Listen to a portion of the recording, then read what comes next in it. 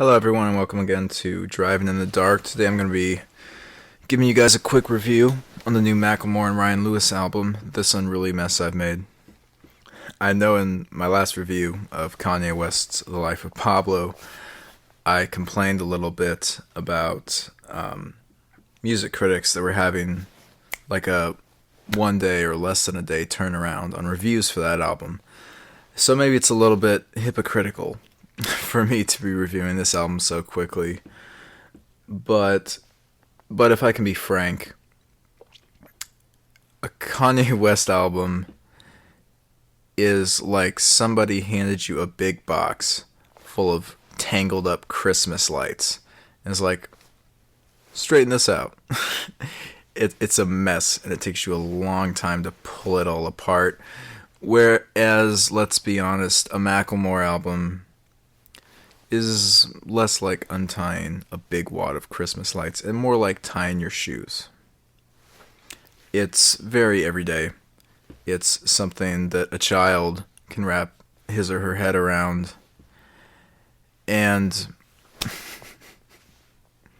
it's extremely easy and simple. I don't think there's a whole lot to unpack in this record. And I don't think that my opinion of it is going to be different in a week. So let's just knock this out. All right. Macklemore and Ryan Lewis is a rapper-producer duo from Seattle, Washington, who made a major splash in 2012 with their hit single Thrift Shop, sort of a novelty rap song about shopping at Goodwill, buying used clothing, balling on a budget, things of this nature.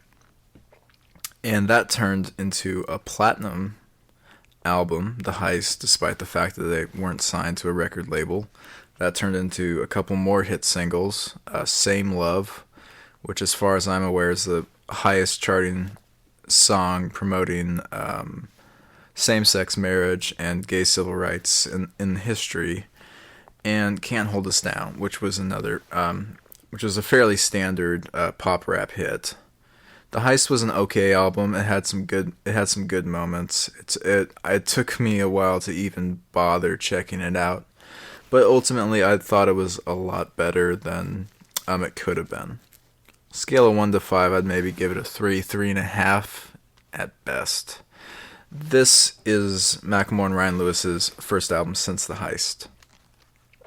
It's been about 3.5 years, and it is bad. I may as well state that from the jump. Just, I think, because I'm feeling a little bit guilty, maybe, that I've only recorded two reviews so far, this and the Kanye record, and I didn't like either one of them. And these are even both albums where a Chance the Rapper guest verse steals the album from the main artist. Anyway, let's dive into this. Alright. The album starts with a really long and fairly ambitious song, Light Tunnels, which is basically, let's backtrack for a second. Macklemore was embroiled in a controversy when The Heist won Grammy's Best Rap Album over Kendrick Lamar's major label debut, Good Kid, Mad City, which was almost universally recognized as like kind of an instant classic of the genre, whereas The Heist was seen as a less serious and definitely less ambitious, less interesting project, and a lot of people attributed Macklemore's win to the pro-white and the pro-pop and the shallow tastes of Grammy voters. And then he made it way worse by sending Kendrick Lamar this really kind of ugly, if you will, text message apologizing profusely and saying it's shitty and I robbed you and I was going to say something from the stage, but I forgot and I ran out of time and all this stuff, which would be weird enough. But then he screenshotted his text message to Kendrick Lamar and posted it on his Instagram so the entire world can watch him flagellate himself as some type of weird penance, which made it all the worse. So the first song on this new record, Light Tunnels, is basically like a 6-minute long song telling the story of that day from his perspective. Macklemore has recently relapsed on drugs, but he's back on them now, and he uses a sort of style that he employs frequently throughout this album, which is rather than really narrating a story, he approaches a story as kind of just writing down every single thought that goes through his head in the situation, which means he crams in a lot of these random little details, like he's getting ready but he forgot his belt at the hotel, stuff like that. And the idea of it is, if he says so many things and throws in so many little things and small anxieties and mistakes and a brand name or here or there, that the sheer volume of it will convey to the listener a sort of neurosis or an anxiety, and that will somehow give the song momentum. But that doesn't really work. It's kind of just rambling that it's extremely difficult to get emotionally invested in. And from that sort of attempt of conveying neurosis, of kind of showing you his mental state, he turns that night at the Grammys into this shockingly shallow and half-assed attempt at social commentary. Basically, the message of this song is that the media. Okay, make sure you're sitting down. The media profits from controversy. I'll give you a minute to digest that. The media industry profits from controversy. That is the great insight of this song. This is the message of this song. And he illustrates it by, again, doing a lot of name dropping. He brings up Britney Spears and Madonna and Kanye West. He gives a shout out to Botox. He mentions sitting next to Taylor Swift and Jay-Z and Beyonce at the show, and talks about how the media wants something to happen, so they'll have clickbait, and he literally just says, they live for clicks. This is economics. It's a very shallow point that he's gonna ride into the ground. And then at the end of the song, he gets called up on stage. He wins his award. And he's nervous and anxious about this too. He doesn't know when to speak or when he exits the stage. All stuff like that. And then it concludes on a doubly easy, cheap little message, which is basically that through all the glitz and glamour, when the show is over, you're gonna feel just as shitty as you did before. And it's a song that is you can tell what they were going for. It was supposed to be epic and bombastic, and it was supposed to sort of take you on this ride through Macklemore's inner life and this whirlwind of celebrity that's going on around him that blinds him and distracts him and confuses him, and all this turmoil he's feeling. But unfortunately, and this is a problem throughout Macklemore's records, it turns out that Macklemore's inner life isn't very interesting, and that his thoughts aren't very deep. So what we get is a pretty bad start to the album, because it's just a song that's way too long and takes all this time and all this ambition and uses it to the easiest, basest, cheapest ends. And you come away with it with nothing. But then we go right into the best known single from this album, although there have been a number of them, Downtown, which is sort of a response to Uptown Funk by Mark Ronson and Bruno Mars. It's sort of got an old school hip hop vibe too. They do some chanting like they would back in the 80s. And Macklemore actually calls in Cool Mo D, Melly Mel, and Grandmaster Kaz to sort of chant with him at various points throughout this song. The narrative that he's going for here, and it is sort of an attempt to recreate Thrift Shop or do like a sequel to Thrift Shop, but instead of shopping for fur coats at Goodwill or whatever, he goes to a moped store and sort of impulse buys a nice moped and then goes cruising with his buddies, goes downtown on his moped. And then from there, any sense of narrative kind of disappears, and it's just a lot of little punchlines and one-liners, the vast majority of which aren't very good. And this is one of those songs where there's probably one or two moments that anyone can enjoy, and then a lot of moments that you're really not gonna like. There's a couple little parts in the song lyrically that I enjoy. There's one part where the beat kind of drops down to be more minimalistic, and Macklemore just says, "If I had one helmet, I would give it to you, give it to you." It's not a great lyric, but it's just odd enough in a way that I can appreciate. But then I also know lots of people that I've talked to that specifically despise that part of the song and that lyric. Whereas for me, there are other parts of this song that I really despise. For example, when he describes his Ducati as like, I don't know. Macklemore has a thing with the word dookie.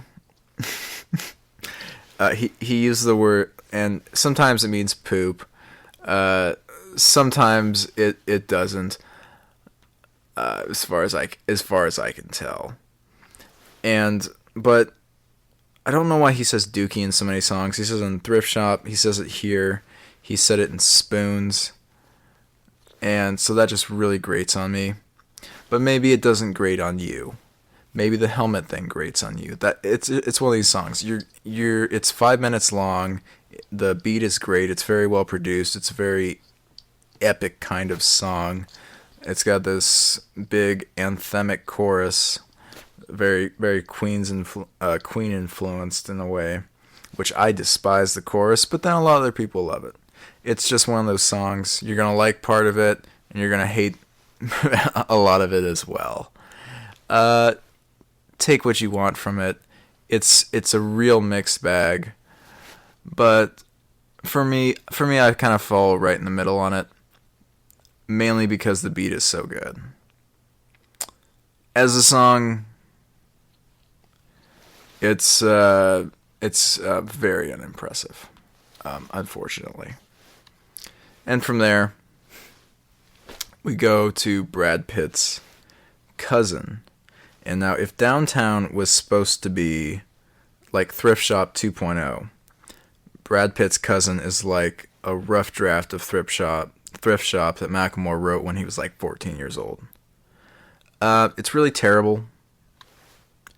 It's stupid. It's just a bunch of shitty one-liners with the occasional vocal effect where he pitches his voice down, which for some reason sounds really weird and creepy when you do it to Macklemore's voice.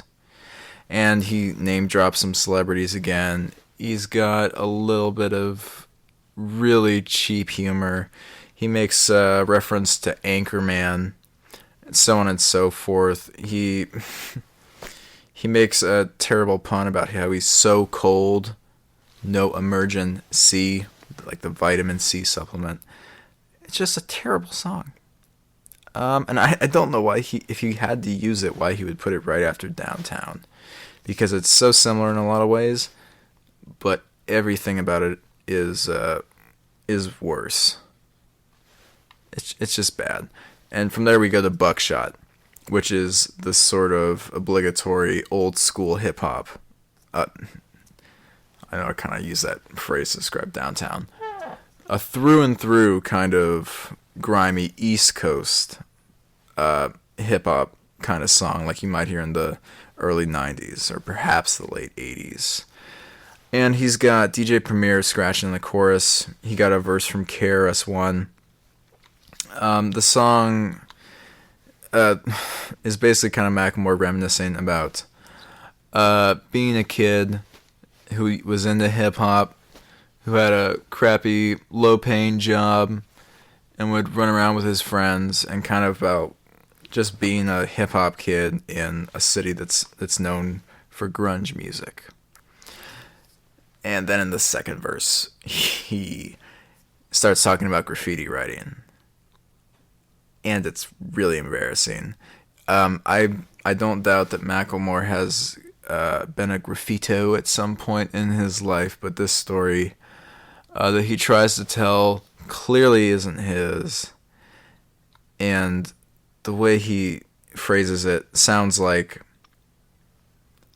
the dialogue that like a 45-year-old who's stuck at home and sick of their children, the kind of dialogue a 45-year-old would write down when they sit down to make their dystopian young adult novel that's gonna make them famous.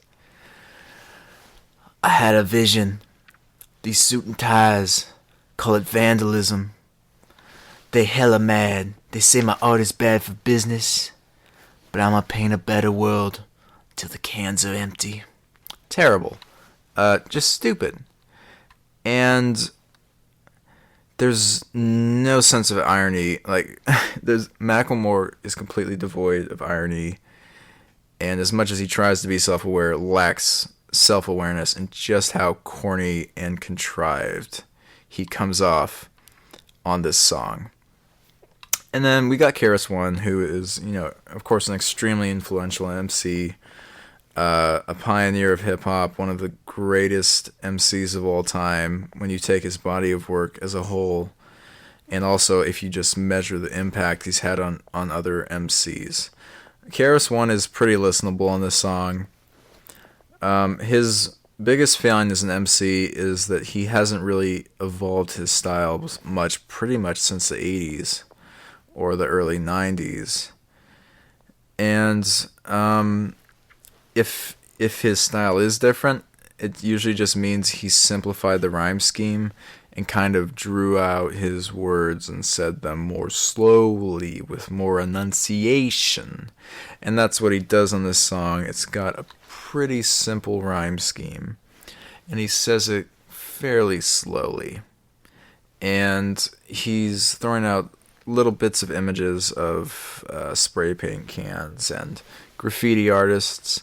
He doesn't really have a lot of wordplay or anything here. It's a very workmanlike verse from krs-one, and I can't really fault it, but it's not enough to save this song.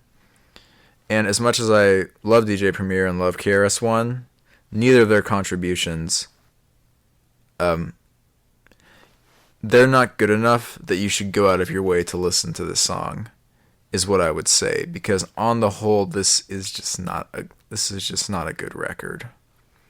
And then we get Growing Up, which I believe is the first song that Macklemore leaked from this record, featuring Ed Sheeran. It's a song to his daughter. Oh man, it's bad. Sorry. This review is, I know this is going to sound so redundant when I play this back, but what more do I really need to say? If you heard about this song, it's probably because in it Macklemore advises his infant daughter to read A Raisin in the Sun by Langston Hughes. Are you scratching your head? You should be, because Langston Hughes did not write A Raisin in the Sun, and Macklemore did not take the time to Google that reference, which is what. But there's just it's really, really bad. The Growing Up is like almost worse than that terrible song that Jay-Z had about his infant daughter on Magna Carta Holy Grail, and that is a low bar. It's just bad that Macklemore couldn't pass it. It's just very schmaltzy. It's very shallow. It's very corny and just a bit cute in a bad way. Like he's just trying a little bit too hard, and it doesn't come together. And then we get Kevin, which is Macklemore telling the story of a friend of his who died, I believe, in 2010 from an overdose on prescription medication, which is something that's a recurring theme in Macklemore's music, because he is a recovering drug addict and an alcoholic. And in between the heists in this album, he did have a relapse, and he's touched on that occasionally. But on here, he is pretty specifically focusing on the dangers of prescription pills and the way they claimed the life of his friend. And the first half of the song kind of works for me. I think it's heartfelt, and I can feel where he's coming from. And Macklemore describes hanging out with his friends, like railing OxyContin and drinking and stuff, and having a great time together, like dropping him off at his house or something, and then then he never sees him again because he's dead. And the next time he encounters him is at the funeral. And he sort of talks about things he's talked about before, about how addicts believe that they can control their usage, but then it just escalates and escalates, and ultimately that abuse can't fix the pain you're feeling, and ultimately it's really just going to make it worse. And it's a good way to start the song. It's the most genuine he feels probably anywhere on this album. Then the chorus is, like that line I mentioned on the first song, where he just says, "This is economics." The chorus to the song is, "Doctor, please give me a dose of the American dream," which I don't know. I can't comprehend how you could possibly be more on the nose. I can't think of a trope that would be more tired, an insight that would be more shallow than being the millionth person to say that perhaps the American dream isn't all it's cracked up to be, or it's a false promise, or that there's a hypocrisy to it. No, it's nothing, and the chorus immediately deflates the song. But then it gets a bit worse, because he takes the story he was telling in the first verse and tries to make a political point, which is almost always anyway, a bad idea for Macklemore, because he is not a very insightful person. He's clearly intelligent, but he's not original or novel, and he always seems like he's reciting something to the point where you really doubt that he even has critical thinking faculties. It's like he turns off his brain and just takes notes on the things he thinks he's supposed to say when it comes to these kinds of political conversations. So we get a whole verse of these really, really trite, basic critiques of America's addiction to prescription pills. So he's saying he's a first for rap music, criticizing the war on drugs while we over-medicate people. And how can we fight a war on drugs when we're so addicted to these prescription drugs? And he blames big pharma. He blames politicians. And he says that the doctor was playing God by prescribing his friends this medication. Describes the medicine cabinet as Kevin's first dealer, and ends the verse by saying, "America, is it really worth it?" After the obligatory references to giving small children Adderall, which is America's addiction to prescriptions criticism 101. And again, he's like the millionth person in line to criticize the use of Adderall on children. But here it is again, because, hey, why not? And then we get that terrible chorus again, and by the time I got to the end of the song, it had just burned up all the goodwill it kind of had in the first verse. And if he would have just had that verse and just had it like cut off abruptly, this probably would have been one of my favorite tracks on the record. But he really overextended himself, and trying to turn the story of his friend's death into a parable only works if you're the kind of person that can write a good parable. And Macklemore's not that guy. In general, with politics and social issues, he's not that guy. Because if Macklemore's political insights are like dad jokes. By the time your dad tells you a lame dad joke, you've heard the joke, the pun, whatever, a million times already, because it's obvious and it's corny and it's lame. And if Macklemore is telling you something political, odds are, if you're even semi aware of your surroundings, if you read a blog or a newspaper like once a week, then you already know or have heard what Macklemore is going to say to you, guaranteed, because he is always the last person to make a political point. He recycles the most simplistic elements of every political debate and demeans the discourse in the way he does it. But enough about that. At least you can't accuse him of being hypocritical. It's not like he's slinging bean pies and St. Ides in the same sentence. Oh, and that's hilarious. That's a hilarious reference, because the next song is St. Ides, which is Macklemore kind of reminiscing about his childhood. St. Ides, of course, is the malt liquor, so he's thinking about drinking it and kind of watching the world pass him by, in a sense, thinking about being a kid, watching his mistakes accumulate, and then watching the world change around him, and kind of wishing he could go back in time a little bit, but ultimately sort of deciding that he needs to move forward. And he metaphorically takes a sip of the St. Ides and then pours the rest of it out, kind of ready to move forward in his life.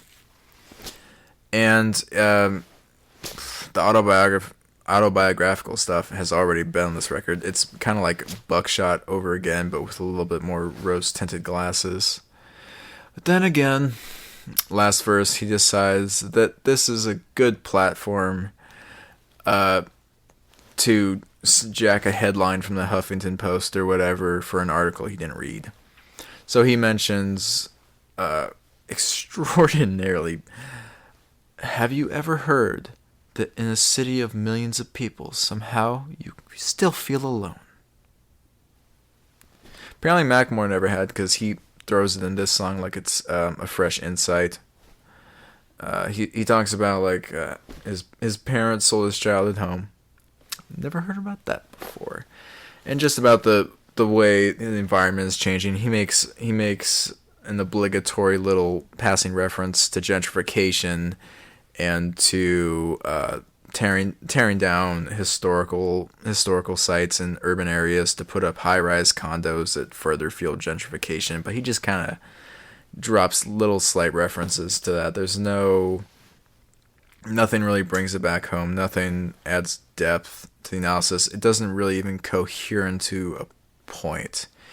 It's just like, after all the backlash Macklemore has received since blowing up, he just got the idea that the best way to fight it was to take every single song idea he had, except for like Downtown, and tack on a political message in the last verse, as though he would be like bulletproof if he just pandered to people once a song. Doesn't work. Not a fan of St. Ides. Then we get Needs to Know, featuring Chance the Rapper, which anything I could say about Macklemore's verse I've said already about some of his other songs. I'll quote one line from it though. I only think about my work. I only think about my come up. Capitalism. We're so numb, so numb. Damn. This is economics. Capitalism. Nothing of value, again, in Macklemore's verse. You can just ignore it. Then Chance the Rapper comes in. Just like on Kanye's album, Chance the Rapper steals the show. Steals the entire album away from Kanye. Excuse me, from Macklemore, my god. And he kind of raps about his infant daughter and how, even though she's still like a child, he's already experiencing anxieties about what she'll be like and what she's going to go through when she gets older. He has a great line about when she's older, he wants all of her friends to be white people. And he scratched out that line so many times he can't forget it. It's fucked up. He almost says it every time that he edits. Swear rapping make it easy to lie, but secrets don't make it easy to write. There's a lot of great lines in it. He reflects on himself. He reflects on his kid in a really meaningful way, unlike what Macklemore was doing on that last song we talked about. For example, looking in the mirror and let's see, what was that? Looking in the mirror like, damn, that ain't my dad, is it? He handed the torch, but he ain't hold my hand in it. I spent a pretty penny on microphones, many middies, in-ears, and CDs. I put the indie in Windy City, Indian Giver, Black Father, White Liar, right next to Yeezy like Mike Myers. Or then there's a great line right towards the end when he refers to opening for a Macklemore show. And I guess you need to know Macklemore's government name is Ben Haggerty. I remember opening for Ben, wasn't no liquor at the show, and now the white girls call me at my show. The pause being the N-word. Great line. And you just, this is a song that you just fast forward to the Chance part, and as soon as it ends, you shroop over and over again. Chance the Rapper did a great job. Macklemore on the song, worthless. Just worthless. And speaking of worthless, the next song is Dance Off, featuring Idris Elba and Anderson, I'm going to butcher that pronunciation. I've never had to say it out loud, actually. Anderson .Paak, I think is how you pronounce it. Or Pack. And this song is really bad. Terrible. It's this one is kind of like a sequel to that bonus track on the Heist where Macklemore like rapped the entire thing in an accent and was like pretending to be Robin Leach. It's this attempt at kind of a goofy, fun dance song that's just confuses you because incoherent would be too generous to this song. Certainly it's completely unlistenable. And you know what? I don't think it's worth talking about. But I still love you, Idris Elba. I forgive you for that. And then we get Let's Eat. That could be an interesting concept, wouldn't it? No, of course it's awful. It's basically about how Macklemore wants to eat better, and he's a little bit jealous of Ryan Lewis because he lost 30 pounds doing that paleo diet everyone's talking about. And Macklemore just wants to get in shape, but he likes tacos, and he likes hot dogs, he likes his Coca-Cola. And why are there so many carbs in food? I want to be like Hugh Jackman. Jacked. Man. Terrible. Oh my god.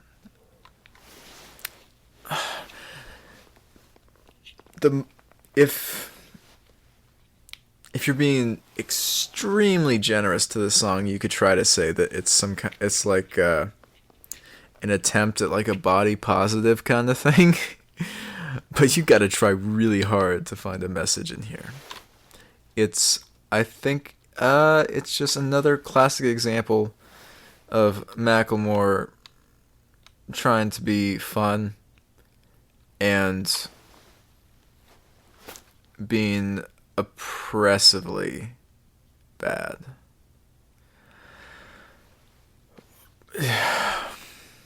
Oh, and since every one of these songs has like multiple lines, that are just the most obvious dated reference in the world. Stop me if you've heard this one before. What is it with you get a gym membership and then you don't go to the gym for a long time and you forgot to cancel it? And then they say that you gotta go into the gym to cancel it. What's with that? Oh, Macklemore, you're so funny. Ugh. Then we get Bolo Tie featuring YG. YG's good rapper. My Crazy Life's a good album. Macklemore sort of just reminisces about being an unpopular underground rapper, sort of on the come up, and then again, this is gonna blow you away. But once he wasn't struggling anymore and got famous, he realizes that, you know, maybe celebrity's not all it's made out to be, and some of these famous people and these industry types, they might not really like him for who he is. They might be trying to use him. I'll let that sink in. YG, it should go without saying, does a better job than Macklemore does in this song. He doesn't do a great job. He follows a route that a lot of rappers have before. Jay-Z would be a prominent example, but off record, people do this a lot in the media. There's a lot of rappers that'll do like Christmas drives and stuff like that.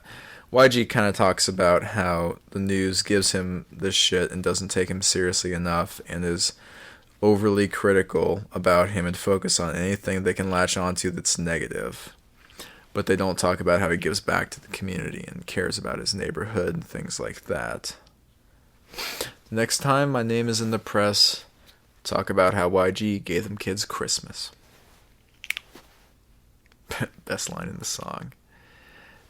But even YG's verse isn't necessarily good enough to justify listening to this song.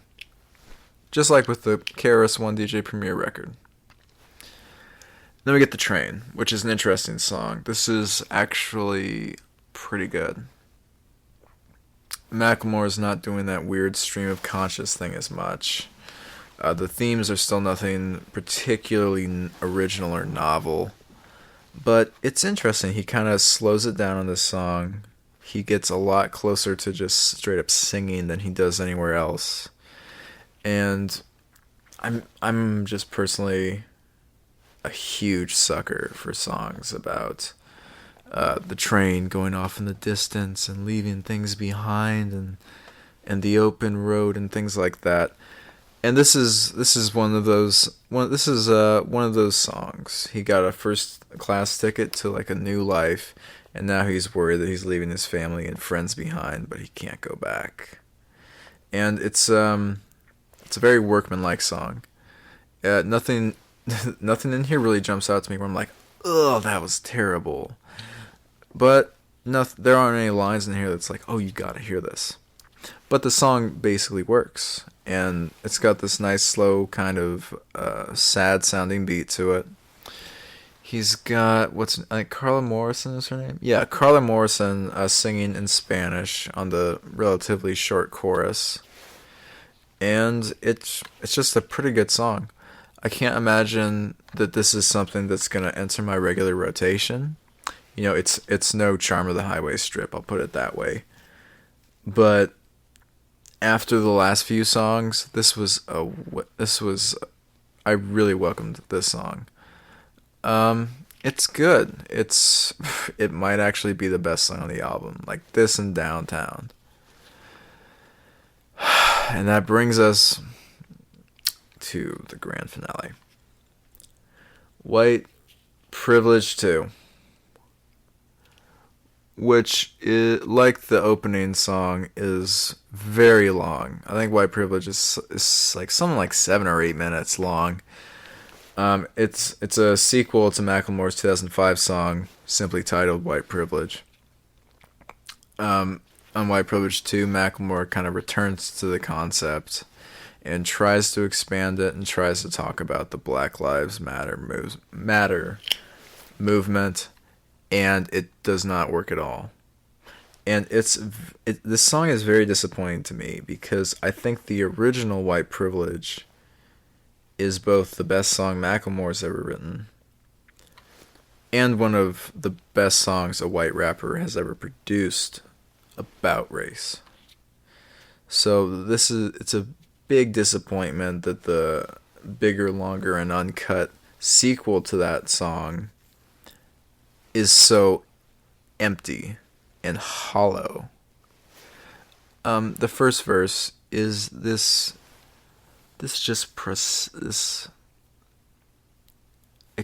is back in that stream of conscious every single thought thing, and basically it's just white guilt, white guilt, white guilt, white guilt, white guilt. Basically, he showed up at a Black Lives Matter protest and feels uncomfortable because should I be here? Is this weird?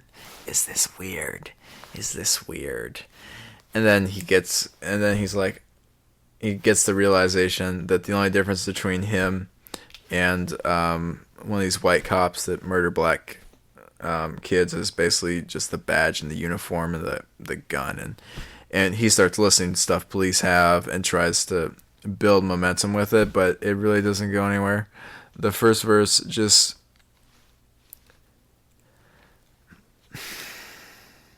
I really want to admire Macklemore for trying to tackle this, but there's just nothing here, unfortunately.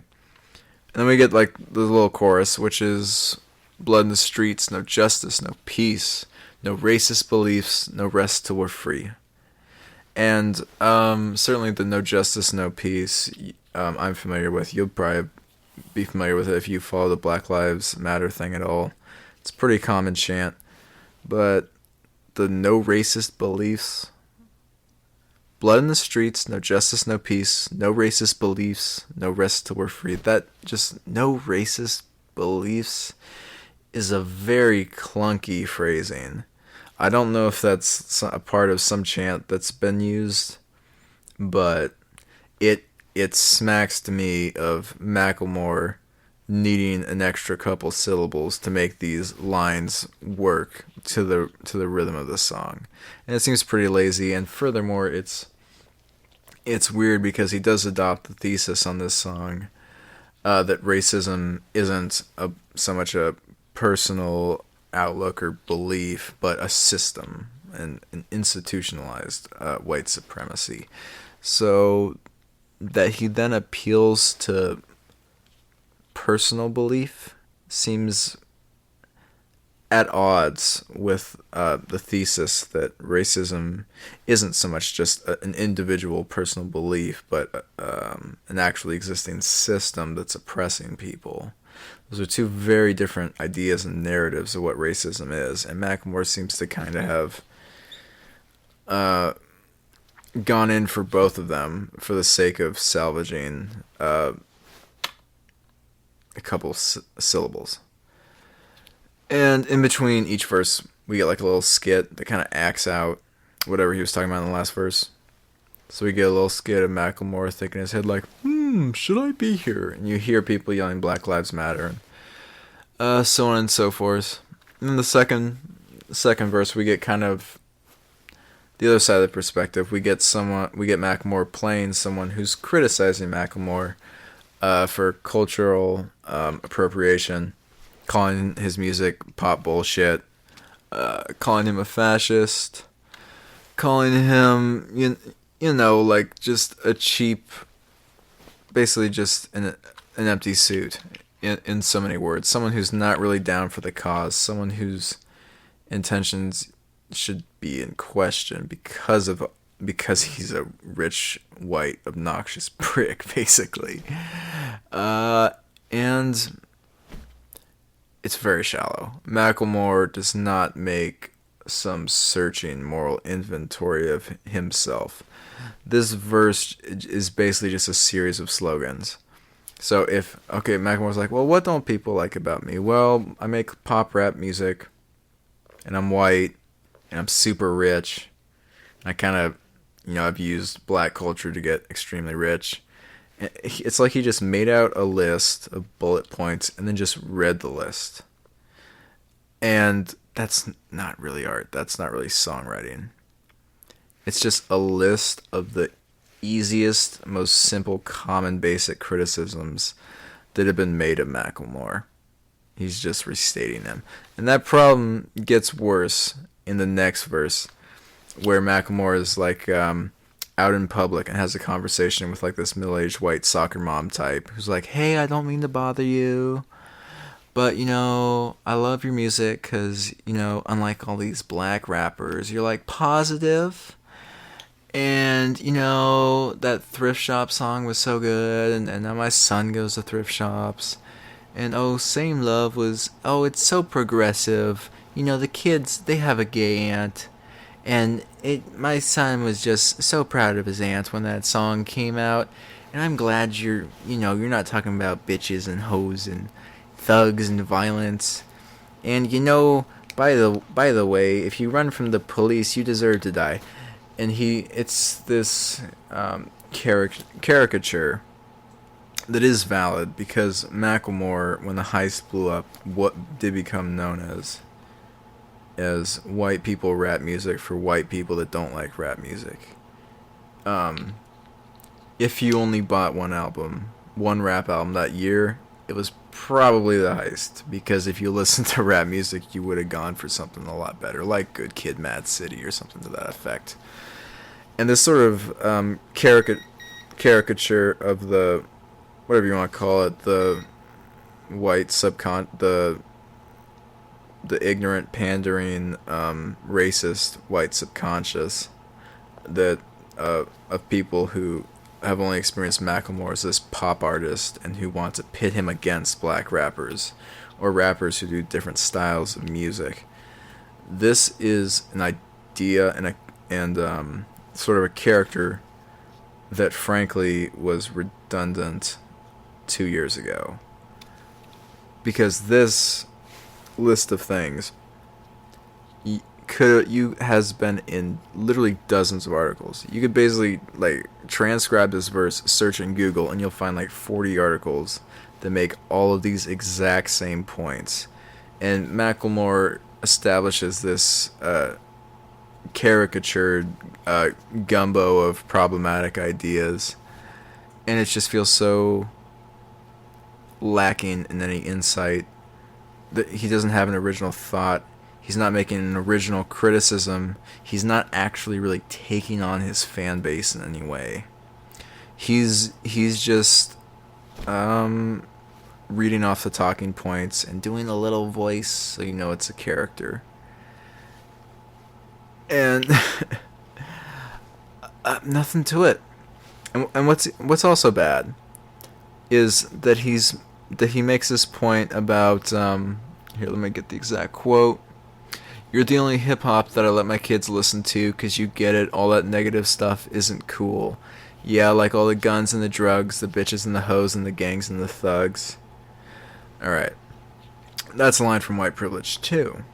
Whereas in White Privilege, he made the exact same point, but I think to far greater effect. I'll quote this from the original White Privilege. "Now, I don't rap about guns, so they label me conscious, but I don't rap about guns because I wasn't forced into the projects. See, I was put in a position where I could choose my options, blessed with the privilege that my parents could send me to college." Now, who's going to the shows? The kids on the block starving, or the white people with dough that can relate to my content? Excellent point, excellent lyric, and delivered with palpable emotion and rage. Contrast that to how he makes that exact same point on White Privilege too, and how dead-eyed and soulless and pandering and redundant it is. If he had released this song 2 years ago, it would sound redundant, just because of what well-worn territory these criticisms of him are. And then in our final verse, Macklemore just kind of sums stuff up.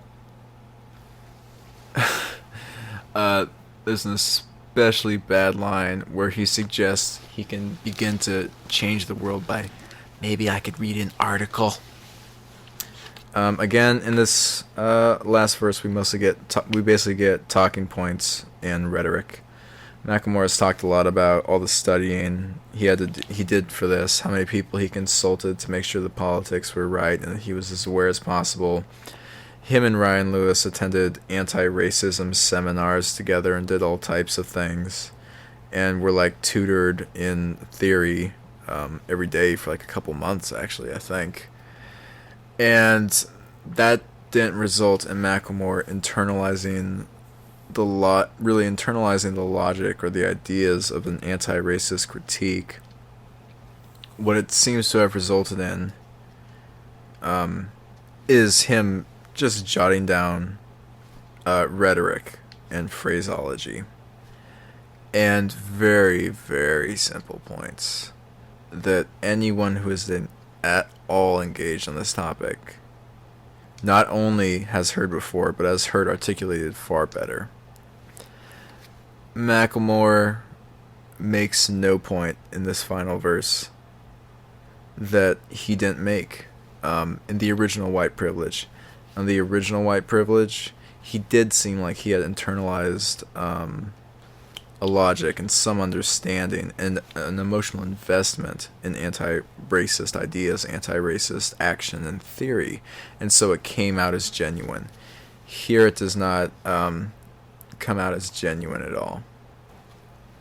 And honestly, I think that's about all I have to say about that song. There's a lot more in-depth I could go into, but basically, White Privilege 2 is, I don't know. It's just an absolute nothing. And it is borderline offensive in how cynical and pandering and disingenuous and self-pitying and whining and riddled with white guilt it is, which is a huge disappointment following how great the original was. So, in conclusion, don't listen to this album. on the Driving in the Dark patented Jay-Z rating scale, on a scale from never, no matter the weather, ever come around here no more, to you're now tuned into the motherfucking greatest, I give the new Macklemore and Ryan Lewis album a score of your shit is garbage. What you trying to acknowledge? Which, in other words, is a 1 out of 5. If you don't know, now you know. This has been Driving in the Dark. Thanks for listening. Please subscribe, like, comment, and follow me on Twitter at DITD Podcast. Thank you for your time, and I hope you enjoyed.